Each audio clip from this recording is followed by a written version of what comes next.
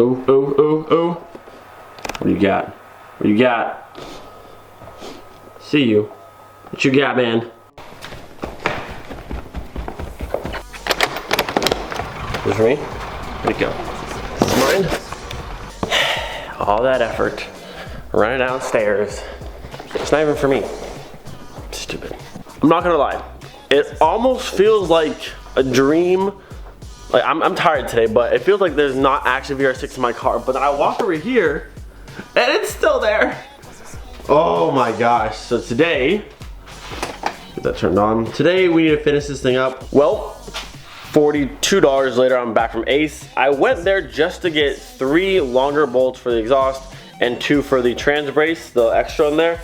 And Ace Hardware has this new thing, they have all these chrome bolts, and well, they have them in metric sizes, and well, they look dope. So I got these ones, look at this, look at this.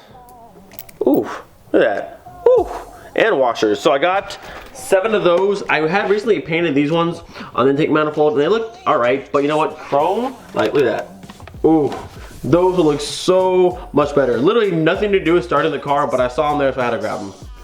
All right, here's our before shot.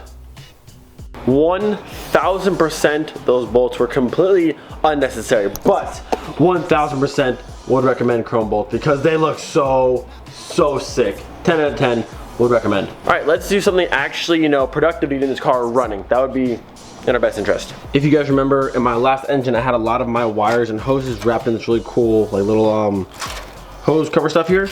Greg brought me a whole bunch, so shout out to you, Greg. So we're gonna go ahead and wrap a few of the things in here. I'm gonna wrap the fuel lines on this side here. I'm probably gonna do the back side of the shifter cables there, and a few other things here. Such an easy little thing to do, and it makes such a big difference between this one and that one. Just got our clutch cable bracket in on there and feeding these lines through, and I'm pretty sure I hear a VR6. This is the man himself. Ah, the man himself, Greg. Oh man, Greg, the sprinklers.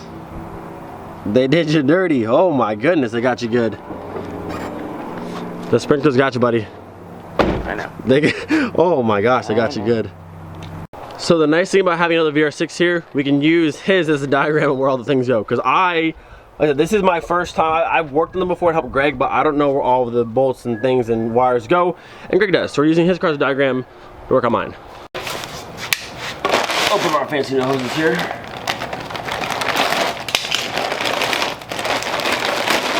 Oh yeah, what's this? There you go, Greg. There you go. I don't know who that is. Brand new hose clamps and fancy. Oh, there's a mess of those. Get out of there. Yeah. Fancy new hoses. Continuing progress with all the wiring, and the pizza showed up. The lovely. Ooh. Ah, can't wait. As you were like, ugh. Yeah, so first major shift of the day. Back when I was first going over the engine harness, we had, where's the one, Greg? That one over there. That was one I was like, I wasn't sure what it was. That's for the AC compressor? Or which one? That one is... Alternator maybe? One of the ones over here. I can't tell. Either way, I had a spare cable, the exact same thing somehow, and the spare cable was gonna save us. So we're gonna cut and splice this one onto that one, and we'll be good to go. Whew, good save. Yeah, it's the compressor. Yeah, I want AC, so that's good. AC, yeah. Good save. While Greg finishes the front side engine here, I'm gonna do the AC lines on this side and get them hooked up to the compressor over here. So we're having a slight issue with the starter. The one in Greg's car, the OBD2 one, has a little plug-in spot on it, and on this one, there's actually no plug-in at all. Normally it would be right down there by this clip right here.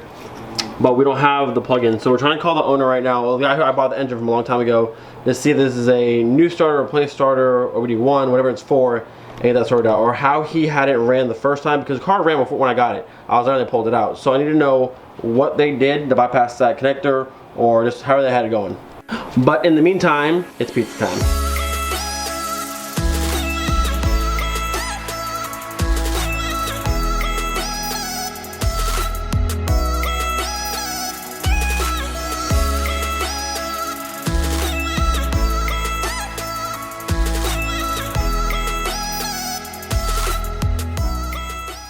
Some good news, I was able to talk to Jerome just now. I got some more of the loose wires I was missing plugged in down here. Greg's been drilling some holes in the bottom side of the frame to get rid of all of these grounds here to put them up underneath there. The starter I think is gonna work. There's a wire, I think Greg hooked it up. Did you hook it up or not yet? Yeah. On the back side, so you can kind of see. Let's see, hold on. Yeah. Sorry, Greg. On the back side, okay, there's a little mount on the back side. Okay. What? Are you done? Do you want your car to start or not? I do, but are you done? Okay. Okay. Do you want your car to start? Quick, okay. Anyways, there's no plug on this one, but on the back side over there, there's a little like power wire that goes onto a nut. So if you don't have the plug in, don't freak out. That's how you do it. I mean, at least we think that's how it works. That's how it seems to work. So Worst thing we'll try. The starter just fries up. And... Worst thing that happens, the car burns to the ground, the whole house goes up in flames, and then we just don't do car things anymore. That could happen. Thankfully, Greg's car is here. I'm gonna go ahead and look at his fuse box down at the bottom and pretty much copy and paste. Anything he's got done here, I'm gonna do on mine.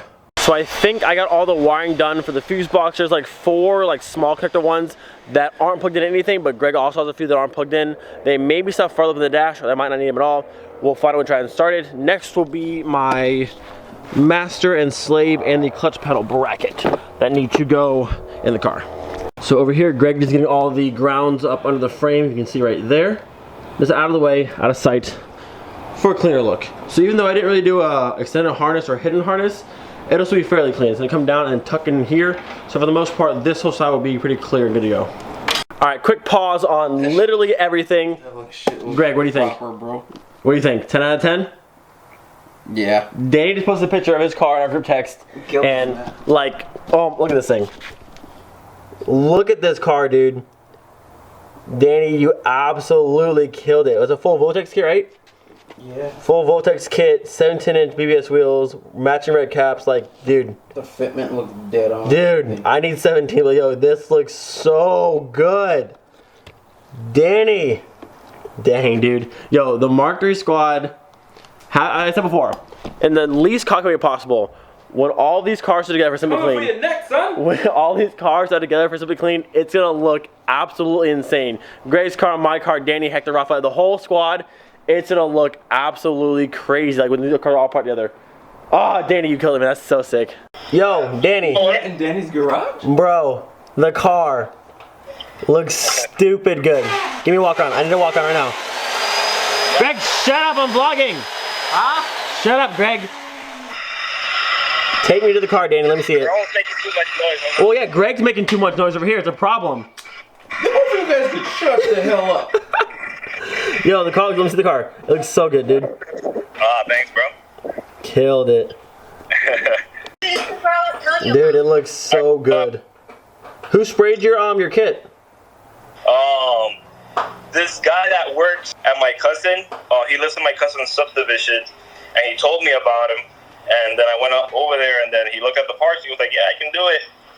I gave them to him on a Saturday, and the following Wednesday, he already had the parts done. Wow, dude, it looks so nice, dude. I can't wait to put these cars together.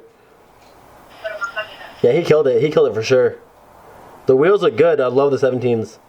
Yeah, man, they look good. Will you go back? Will you ever go back to 16s or no? Can't. I don't know. I can't run 16s with this kit. With the kit, yeah. So, I mean, I don't know. We'll see. Dang, dude, well, I love it, dude. Currently in the process of putting in the clutch pedal bracket in. A little bit of a pain, but I figured out how to do it. There is, in the 2.0, immediately to the right of your clutch pedal, there's a metal bracket like this. That needs to come out. So at the very top of the pedal, there's a bolt and a hole. It's like way up towards the top of your pedal. That whole plate comes out. So once this is out, my actual bracket can go back in now because this is just in the way. And I couldn't figure out what was going on, but there you go. If you're going from 2.0 to Vr6, this plate right immediately to the right of your clutch must come out first. Here's our current situation. I think both of my slave cylinders are seized up in toast. It's weird that they're both the exact same way, but we cannot get them to press in. And wherever they're at, where they are right now. They're both... You're donezo. They're just stuck. So, ridiculous turn of events. I called AutoZone because I need a slave cylinder like yesterday. They actually have one in stock and it's the right one. This one right here actually, you can see on the screen. There. So he's going to make sure it's actually in stock. And if he says it's there, 36 bucks later, we're getting it right now. Wait, you have it in stock? Yeah. I'll be there in like 10 minutes. Thank you. What's your name, brother? Christian. I got you, Christian. All right, thank you. Bye. And then that's it. We're done. I'll come over tomorrow. What's so funny? The funny, like it never happened to you? funny, it happened. It's never happened The to funny thing that happened is Greg just filmed this entire segment like 3 minutes long, and then he went to press stop recording. It wasn't recording. It was a picture. It was a picture the whole time.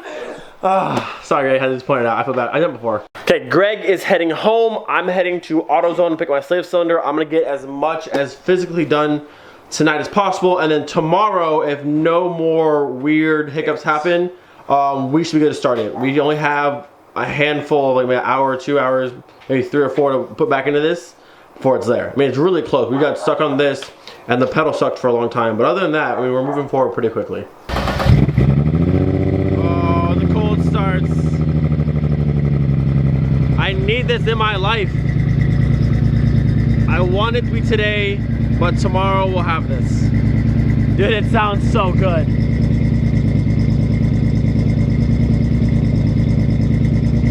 I need it. I need it. All right, AutoZone, don't fail me now. We have a brand new slave cylinder. Now go watch. It actually works like it's supposed to. So now I can go get this in the car. AutoZone, AutoZone, AutoZone, hooking me up. If you guys need one of these, part number there, 12633, 36 bucks. Cannot beat that. Let's go. I'm pretty sure I have to bench bleed this before I can put it in and make sure all the air bubbles are out. I'm gonna research that real quick, make sure that's the proper way to do it, and then we can put it in. I just spoke with Jerome. He said when he bought a new slave cylinder for his Vr6, he just sent it right in. No bench bleeding, just sent it and it was good to go. So I'm gonna do the same thing, just throw it straight in. I need to get this line from the master to the slave cylinder covered in our nice hose wire here, and then we can throw it in the car. Yup, 10 out of 10 would recommend a hose cover for everything possible, and then I heat shrink the ends so it can't go nowhere. Looking brand new. New slave cylinders in, master cylinder there's in, all the wires running from the master cylinder to the reservoir is in there, and also from the slave, that one down there, going back. These like braided covers look so good. So next thing I'm gonna do is try and use one of these universal throttle cable brackets here, and hopefully get it to work. It needs to go right about here, so this throttle cable can sit here. When I press the gas, it actually pulls backwards.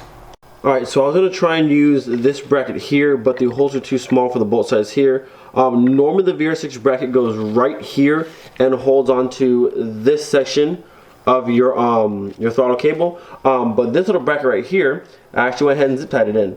So it's like in one of these little notches, and like it's super stiff, like not gonna budge either way, and it's at the perfect length that the cable is at like no tension, but it's like right where tension's about to start.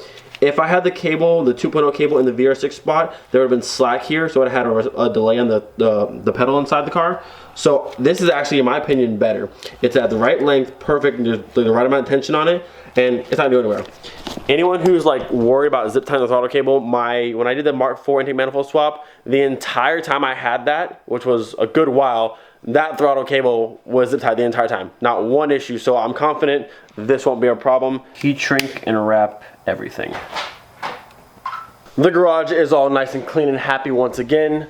I know I had said we're gonna start the Vr6 today, and I thought we were, but with any engine swap, things come up, things happen. We had 2 or 3 things that were today that just took a lot of time, like the clutch bracket and all the extra things we had to get out of the way, the slave cylinder here and a few other things that just really slowed us down. But it is what it is. I'd rather us take our time and figure out each little thing and do it properly than rush and try to have it done in a day and then I have problems and problems and problems. I would rather just do it the way we're doing it right now, take 2-3 days to do it, and then once it's in, once everything's buttoned up, we turn the car on and it just runs and it's good. That's what I'm hoping for. Doesn't mean it's gonna happen, but I feel like we're taking a very good approach to this. We're taking our time to get as much done right as physically possible. And she's close. I know you guys are waiting so patiently because you want to see this thing run so bad, but believe me, nobody, and I mean nobody, wants to see this car run more than I do. I have missed driving this car so incredibly much, but we are almost there. Hopefully one more day and little Miley will be fully, officially a Vr6. Don't forget, we think for every single day. I will see you guys tomorrow, hopefully with a running car. That would be dope. Peace.